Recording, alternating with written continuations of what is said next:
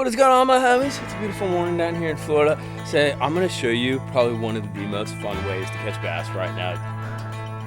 Oh, look at them all just blowing up. Oh God, there he is.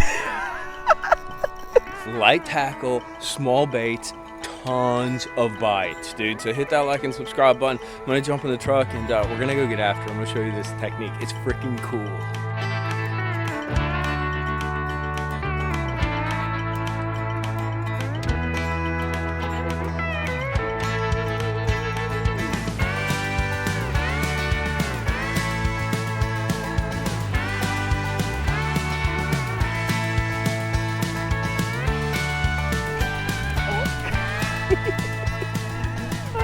I'm not saying you're gonna catch big ones, but you're gonna catch an ass ton of fish, dude. So what are we doing, boys? I'll tell you what, we're not winning a derby like this. We're having a hell of a lot of fun, dude. And especially this time of year, these fish can key in on these like small baits, really tiny baits, and it's really hard to mimic them. And if you can unlock that equation, you can catch 20, 30, 40, 50 fish. Like, you can catch a ton of fish. I'm not saying any of them are gonna be bigger than like 2 pounds, but you can catch an ass load of them. This is the Megabass Karashi. I think some guys have talked about it. It's been out for a minute. It's a very small bait, and it's not a topwater. It's kind of a funky little lure. It skitters, it walks, it twitches. You can reel it. There's not really a wrong way to fish it. And they're literally blowing up behind me, dude. There's not really a wrong way to fish it. I'm gonna go through the different techniques, but the big key is this is kind of like almost ultralight fishing. I got it on an HFX. This is a medium light spinning rod, dude, 7.4, just some braid, some cast braid with like a little 10 or an 8-pound test leader. It's a small micro way to fish. Great way to catch numbers though, and if you got somebody who's like learning to fish, or you want just to have a good time, dude, this will bring you back to your roots of just slanging and pulling. Oh, he's gonna blow it up. He got it.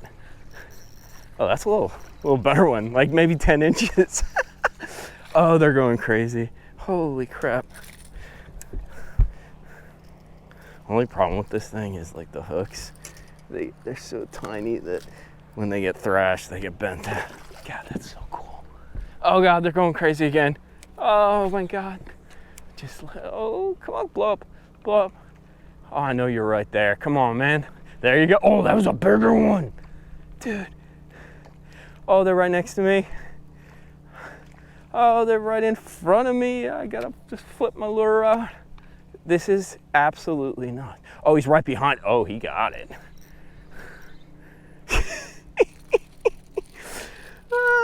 Man, I'm telling you, want to feel like a kid? Go micro bait fishing in freaking late summer, early fall. God, do you hear them behind me? I can't even stop the camera. There's so many freaking losing their mind. Oh gosh. Oh. Look at them all just blowing up.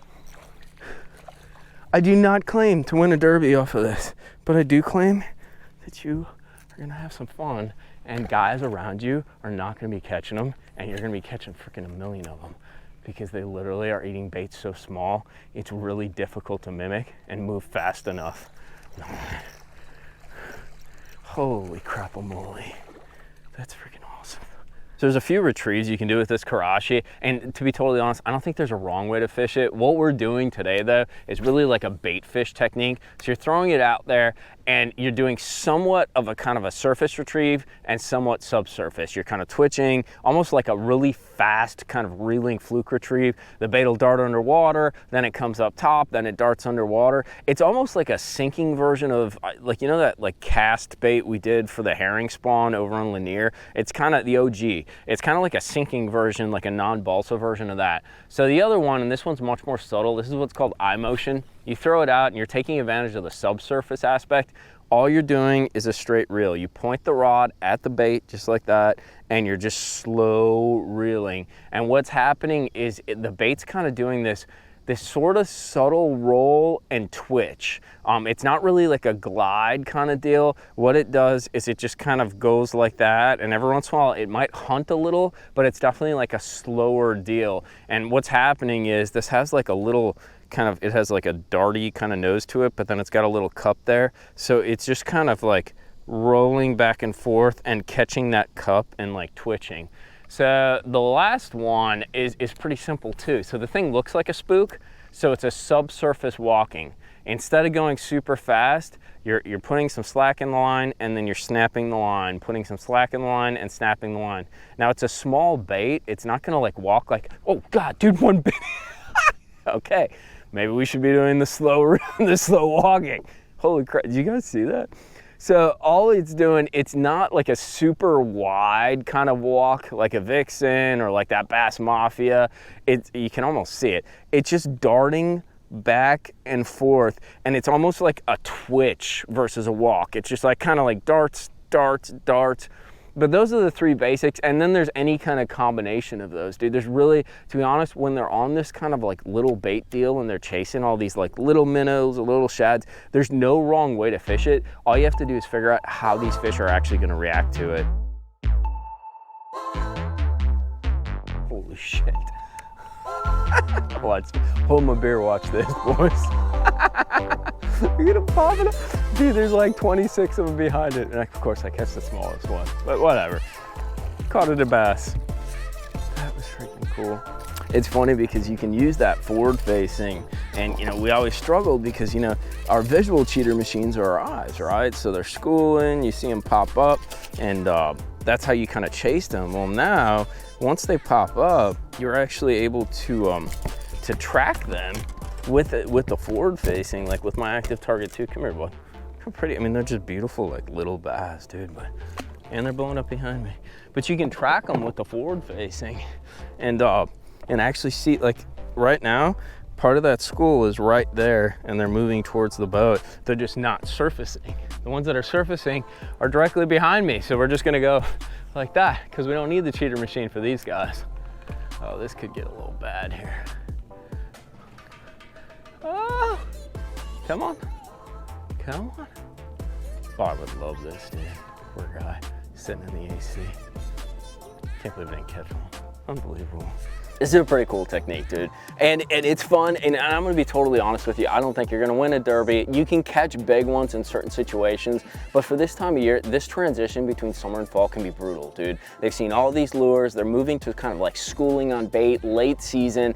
It's hard to get them to focus on an artificial, and you have to make some changes and some adjustments to get them to do that. Now, there are some downsides to this bait, and I always try to be honest with you guys, and I'm gonna lay those out first. So, definitely a cool bait. Price point, not so cool. It comes in at like $19.99. This thing's like 2.3 inches long. It's a tiny little finesse bait. The nice part is it's Megabass. It comes in some of the cool like Megabass colors, like the 110 Visions, you know, like it has those, the Wagasagi, I think, and all these cool little kind of very unique, hyper detailed colors. The other downside, and I think you probably just saw it and you're saying it to yourself, the hooks suck, dude.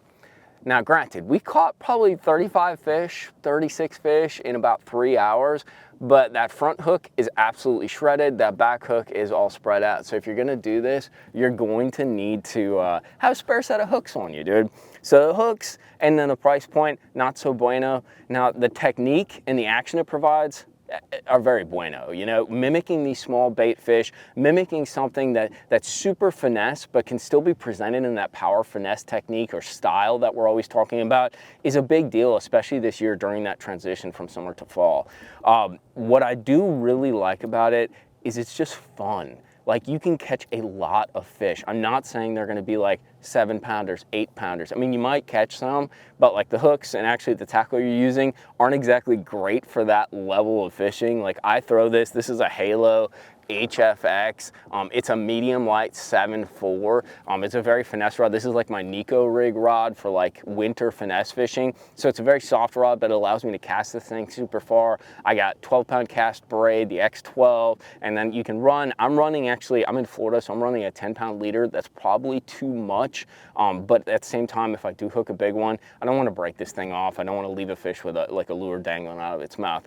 Ideally, you want to run like 8 or 6, but you can bomb bomb this thing, you can twitch it, you can subsurface it. It does a lot of very cool things, and bro, they explode on it. I literally threw like a vixen to these fish. I threw a standard size fluke to these fish, and I had a few blow up on the vixen, and I caught one on the standard size fluke. But when I downsized and went to this little kind of like mini offering that was like a perfect mimic for these little glass minnows, that was the key, dude. And it's fun. There's no wrong way to do it. So you can bring, you know, somebody who's not super experienced with fishing, or if you just want to have like I'm all about like challenges, old school fun, catching fish. And like, yeah, I want to catch big ones sometimes. Sometimes I want to go out and I want something to pull on my junk. The other thing that you want to do is have a secondary follow-up. If they're on this small stuff, I mentioned throwing like a standard size fluke. Well, you want like a baby fluke. This is a little Cast Echo. I think it's like a 3.5, a little Fluke Junior. It's just like a little 2.5, 3-inch fluke. I have this one set up with that trocar setup. I showed you guys that unique kind of very loose hook. It's actually a drop shot hook. But once again, it's on a little medium light rod, 7.4, 12-pound X12 braid, just a little like 10-pound leader, 8-pound leader, and it doesn't throw super far, but it's a great follow-up lure for these schoolies and these fish that are hitting all this little bait. And what's really cool is you can do this visually with your cheating eye sonar, dude, through your sunglasses, looking for schooling fish, looking for differentiations on the surface. You can actually see these fish before they're gonna pop up because you see the bait change the ripples on the surface of the water. Kind of a cool little trick. The other thing you can do, you can chase them on the cheater machine, dude. Like literally one of the coolest things that I find about fall fishing, we used to only see like the schoolies come up, right? And then you chase them and you throw your baits, you catch them for like a couple minutes, it's awesome. And then it's like, where in the hell did they go, dude? They're gone. But they're moving quick and you can actually track them with forward-facing sonar and continue to present baits to them and actually chase that school of fish all over the lake. I literally did that today, dude. They'd pop up and I'd be like, I got you. And then I'd track them and try to move with them, chase them. And it's fun. You get more bites, dude, and it's actually really cool, dude, as you kind of track them and hunt them down. I enjoy it. Like, I think this is a super cool way to fish if you want to catch some numbers, if you want to kind of do something different, especially on that ultralight, or if you're into BFS category, you can catch a bunch of fish, get pulled on, and walk away with a smile, and that's what I'm all about. I hope you guys enjoyed this video. Let me know if you got any experience with the Karashi or any other kind of like little micro twitch bait that's like a subsurface / topwater style bait, and any recommendations. I'll put links to all this stuff at Monster Bass and Tackle Warehouse down in the description box if you guys want to give it a try. But have some fun this time of year, dude. It's not always about big. Sometimes it's about just getting pulled on and catching a whole bunch. We'll see you later. I will get Bog a Pat for you. Later, my homies.